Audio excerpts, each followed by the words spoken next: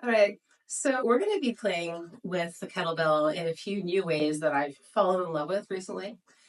If you don't have a kettlebell, I am going to show you how you can modify like a circular weight plate at the point where we would need to modify it.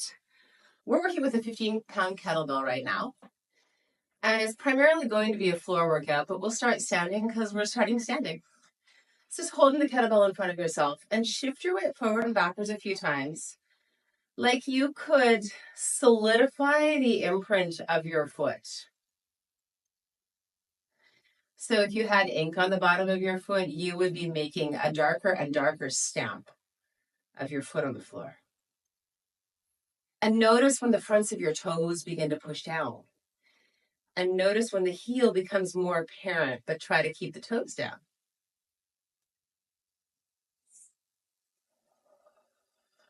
And now we're going to move our weight back into the center. So you'll feel your weight pushing down through the front of your heels. Roll your heels in and out. Notice how different sides of your ankles get activated as you do this. And then come into the middle place of the front of your heel. Lift your chin up. We're just going to roll down and up one time, trying to keep most of our center of gravity right over the front of the middle of our heels.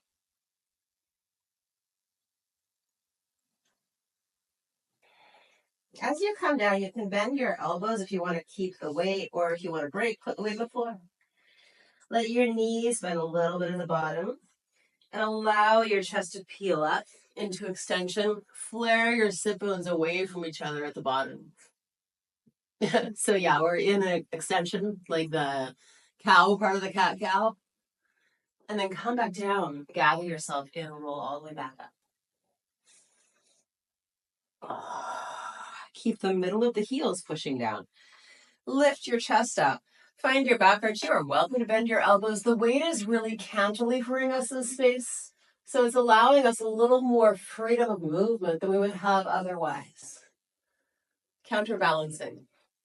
If you want a lovely example of counterbalancing, look for the cantilever bridge that's in Valencia, Spain. You can ask the Google about that. It's gorgeous. And you see how there's this arc going off to one side. That means the whole bridge can span the river without any of the things that otherwise would be holding it up when it's going down. I apologize for my lack of words. Now we're going to do the same thing, but we're going to shift our weight forward. So push your weight onto the heads of your toes. And now try the same movement, rolling down, cat-cow, and then rolling back up, but keep the weight on your toes. And if you feel like you have some delinquent toes, try to push them down. We don't always activate all the nerves of our toes in the same way. And you might notice you're pushing your kettlebell behind you as you do it this time. Cat-cow at the bottom. Peeling up to about 90 degrees when you do the extension. Feel the retraction of the scapula. And then come back down, protract your scapula, keep the weight in your toes, roll back up. All the way up at the top. Keep pushing the toes down. What shapes do we make now? Come on. Rock the weight to the back of the heels. One more time, keeping our weight pitched back. Driving the heels down. So think about shortening the distance between the bottom of your glutes and your knees for as long as you can. At some point, as the pelvis tilts, it's going to change. But you want to keep the hamstring activation.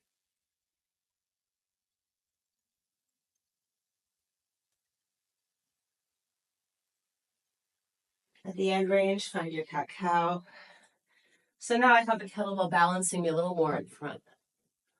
Right, so the kettlebell is helping us take more risks in the most fun possible ways with our shapes and their alignment on gravity.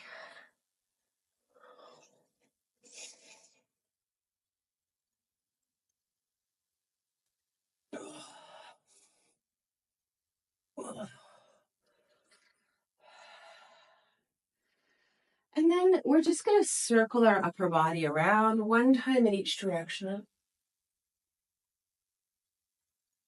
Moving our chest through the arms so the kettlebell is still down. And then we'll change that. We'll move it back up to a goblet hold. And now take the kettlebell around in a circle. Notice how as your body tilts from one side to the other, the obliques wake up. They have their morning cappuccino and they make their plans for the day, which is good because we're going to be using them. And then from there, let's go ahead and come down to the ground in a bridge position.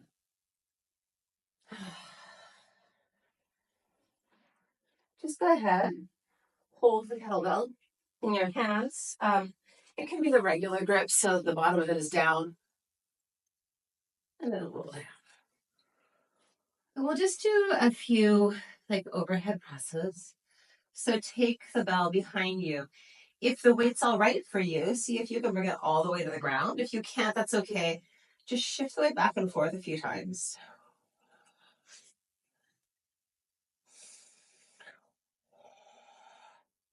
We'll say 4 total.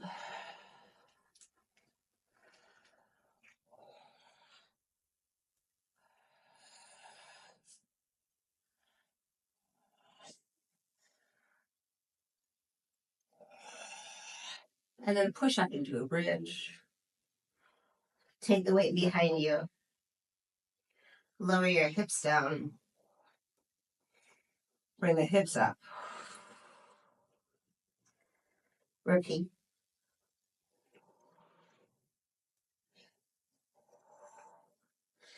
And then lower the hips down. Bring the kettlebell back on top of yourselves. While you're resting, I'm going to take a moment to demonstrate how you can modify a circular weight plate for the same effect if you don't yet have a kettlebell. So for this, I'm going to be using an 8-pound weight that's like a little smaller dimension. And I'm also going to grab a mini band, like a medium weight mini band. So I have this 8-pound weight plate. It is thicker rather than wider. You can work with whatever you have, but I feel like this is a little safer for my foot than a big thin plate, but you work with what you have. And then I also have a heavy strength mini band. So I have the weight plate here, and I'm going to bring the mini band around. I'm going to put my foot on the plate, and I'm going to basically wrap myself in. So I'm going to cross the band and go back around my foot and turn it into a sandal. So I have an X on the plate, and it's holding it onto my foot. And from there, this is pretty secure. So I can still play with foot exercises and not worry that this plate is going to fall off. My toes are curled around the edge of the plate to hold it, which is helpful. And the load is the only difference. It's coming from above my foot as opposed to hanging off the ankle. But it allows you to do all the same exercises. So that's the modification if you don't have a kettlebell. You're going to stick with a kettlebell. You're going to take your right foot up and you're going to bring it through the handle of the kettlebell. So if you just see this on video, you might be quite fearful that you're going to drop the kettlebell weight onto your head, but as soon as you get on your foot, you realize it's highly unlikely. My ankle dorsiflexion, which is pretty good, dorsiflexion being when the toes are pulled towards the calf, is this much, right? So it's a little more than a 90-degree angle. There's very little likelihood of a kettlebell falling off, and you see as it slides forward, my foot starts to waver, right? So I would just counteract that by pushing up with my toes. That's actually going to be our first exercise. So you are welcome to move the kettlebell further away from your face. It can ground your pelvis if you're at a 90-degree angle. If you bring it closer to your face, yeah, you get a hamstring stretch. Awesome. If it's further away, it's more core work. Equally awesome. Pick one, play with it. Next time, do something else. We are just going to point and flex the foot. Let's say 8 times. And you are also welcome to do a few in each range.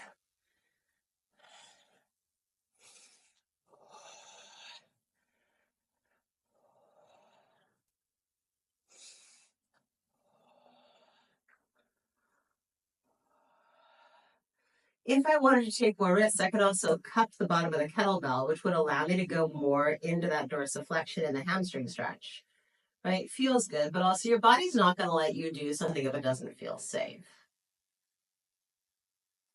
And what's cool to notice is at different ranges, your foot might invert or evert.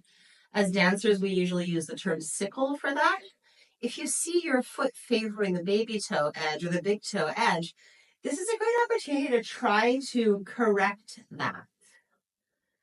to maintain an even range of articulation.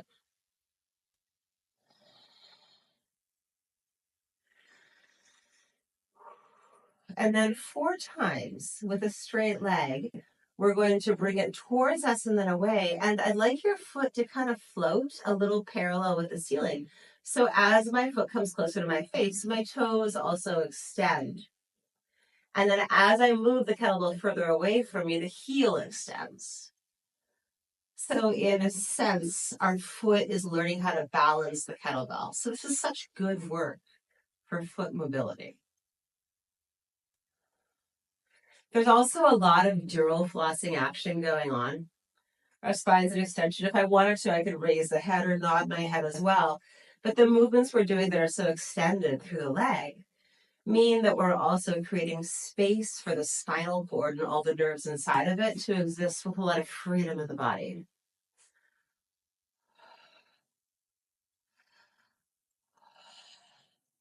And then come to center, bend your knee, take the kettlebell. You can shake your foot out. And let's actually rest the kettlebell on our pelvis. Take a couple of breaths, let your feet come together in a frog, and notice the difference in your availability of your ankles right to left. We'll take about 4 breaths here. You can really sink your awareness into the imprint of your pelvis. And there's no need for you to tuck the pelvis. Your lumbar spine can be curved off the floor. You can really feel your sacrum pushing down. Right? Plenty of different ways to rest.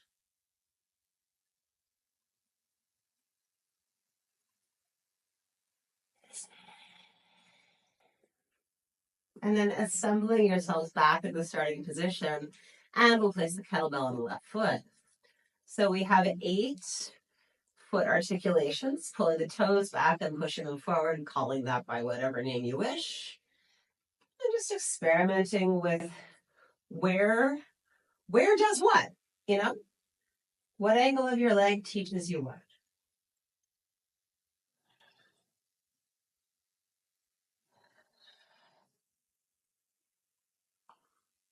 So this is so great for getting into the stretches on the parts of the hamstring we don't usually activate.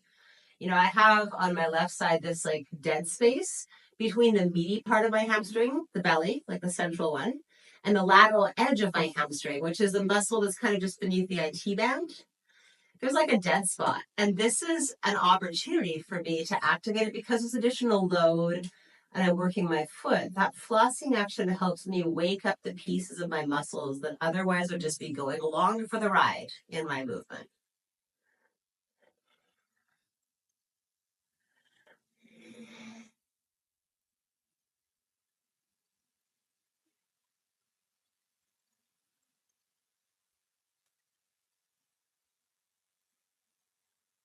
And then let's go back and forth.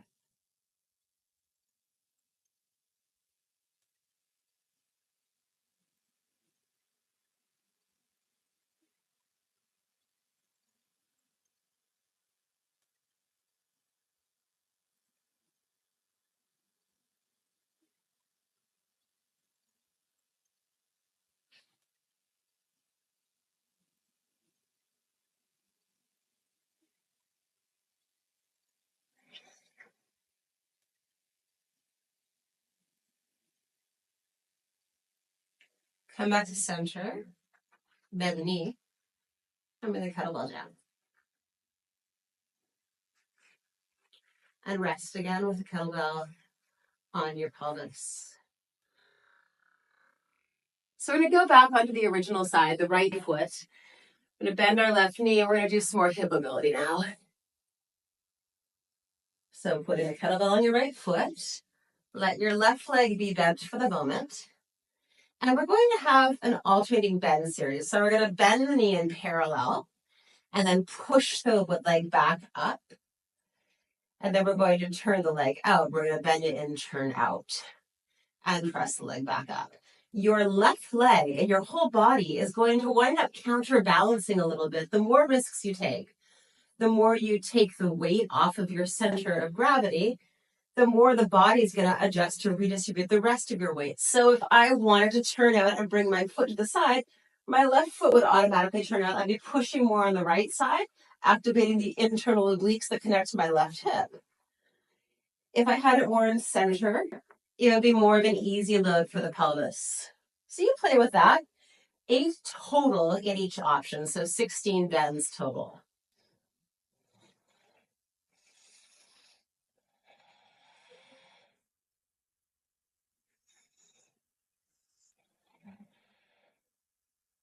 And if you want to make it harder, you lift the pelvis a little bit.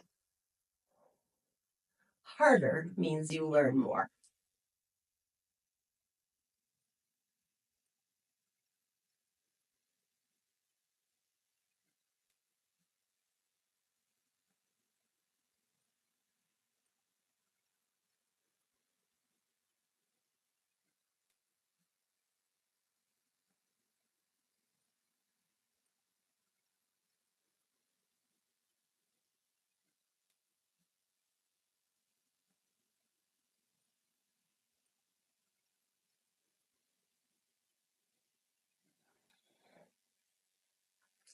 And then 4 circles with the kettlebell foot in each direction. Allow your body to counterbalance. Take enough risks that you get to learn about muscle contraction in all different shapes on the floor. And enjoy the lovely sacrum massage you get.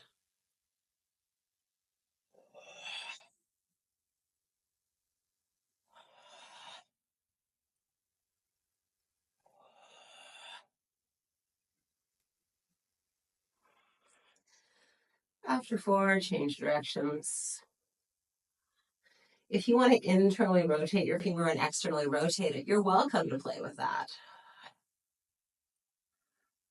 So if you took the Sidelines Intensive from me recently, all of the different femoral relationships, turning in and turning out, along with adduction and abduction, could be applied here. And you could focus on one and repeat it a few times, or you could just use it as a global warm-up. But you feel how nice that is for the hip socket, how it's really massaging the connection of the femur into the hip socket. So your labrum is probably really happy right now. Like maybe it's not drinking a cappuccino, maybe it's getting an affogato in the morning. If you don't know what an affogato is, it's coffee with ice cream, you should do it. Remove the kettlebell, release your legs out, hold the kettlebell in front of yourself, and just rock the legs out and in. Notice the difference in availability. Bring the kettle back down to your pelvis. Take 2 more breaths here, grounding.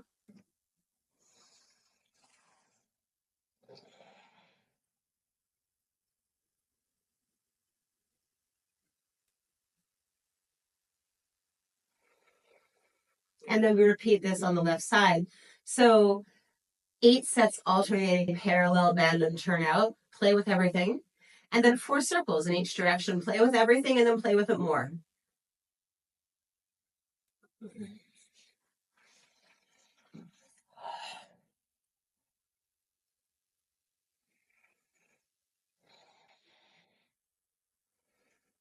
So the fun part about this exercise is it also really increases the availability of your hips in squatting and all the directions of squatting. Can you see that? Like bringing the femur closer into the hip increases hip flexion.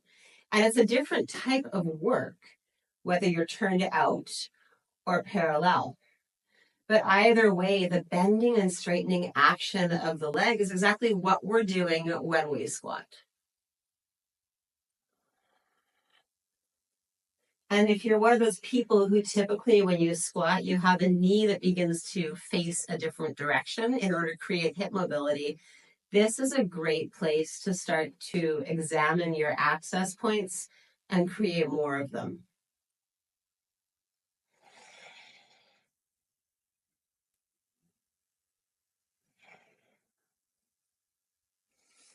Every time you straighten the leg, you have this opportunity to reaffirm what is center inside your pelvis. And make sure you go there. Center is where the best living room for your soul lives.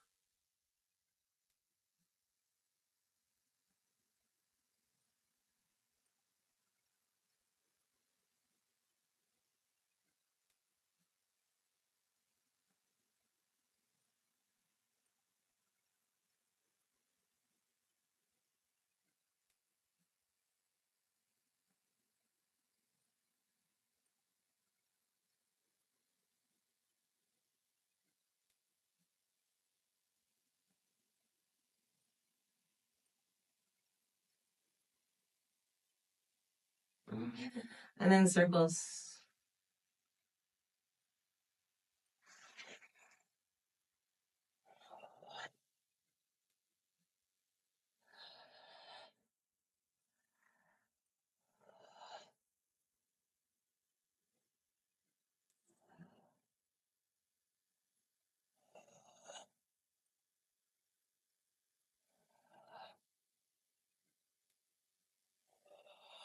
Changing directions after 4.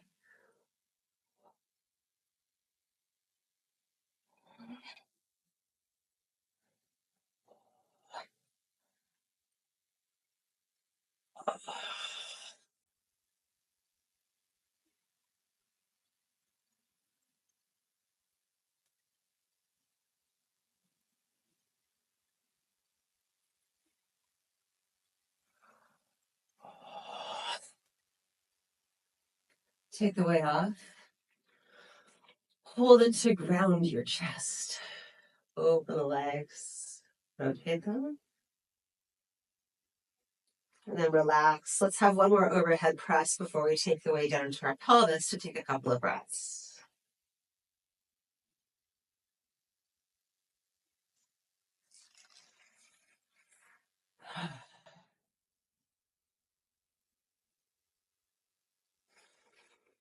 One more set of exercises. I think the most fun, but that's just today. So shake your legs for a second. We're going to put the kettlebell back on our right leg. And now we're going to do more of a full body motion. So we're going to bend both knees and round our spine in. And then we're going to straighten both legs. Do that 4 times.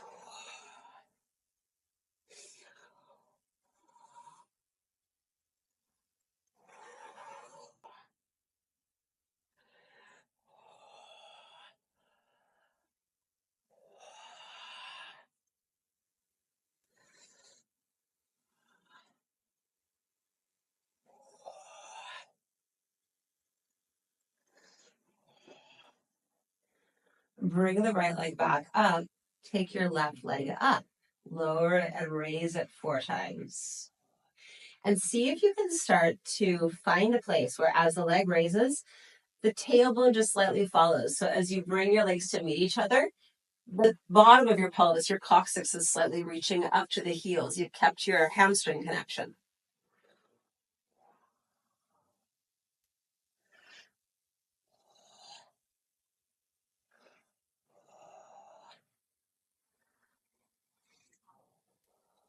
Now, cross your left leg over your right. You can move your leg further away from yourself to make this happen. 4 pelvic tilts. So move your sacrum back and forth in this position. If this is hard for you, you could also take the leg behind its friend, or you could bend your right knee slightly. Some of this position has to do with hamstring and hip flexibility.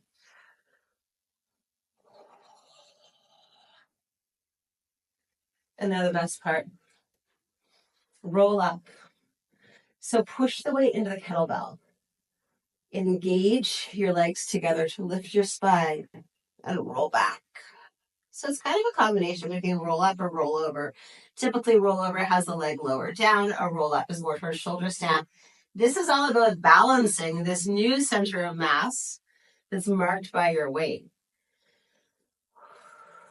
And we'll just do 4 in class for the sake of time. But on your own, you could do up to 8 of these or even more and just play with all the different variations available to you. Maybe taking your hips off to one side or the other side. The balancing action is so good for that active core strength.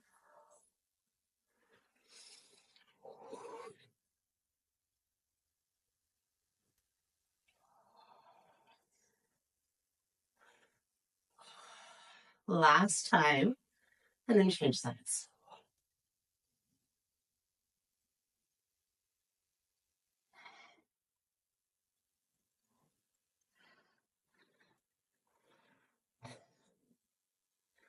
Take the weight off, switch. Extend the right leg out. And then we start 4 times bending and stretching.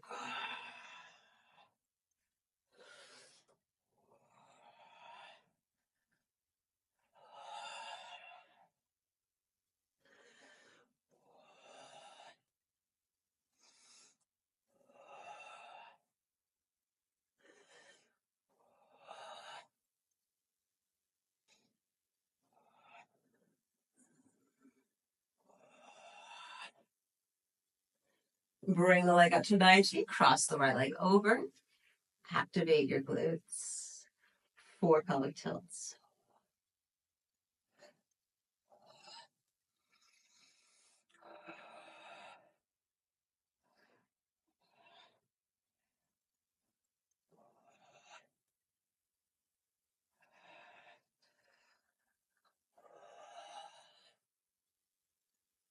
And then 4 roll-ups.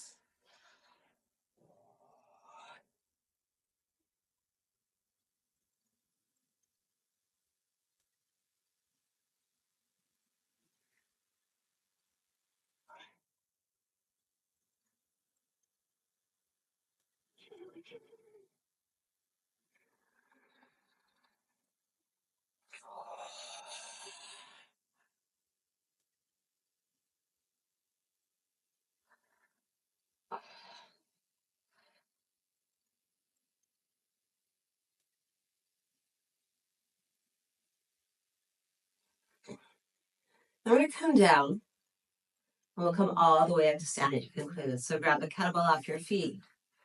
Bring your feet down. Inhale, take the arms back. Exhale, roll up, pushing the weight forward to sit up. And then let's just turn to our right knees. So a little 90-90 position. And then turn left. And then turn right. And then turn left. And then come around onto your knees, drop the kettlebell. You can just rest your hands on the ground, push into straight legs, and slowly roll back up to standing.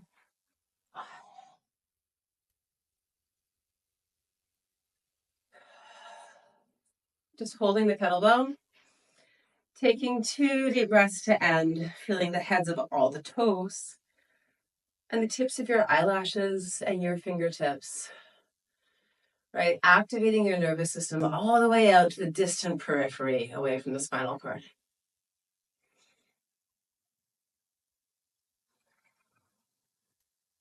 And put the kettlebell down.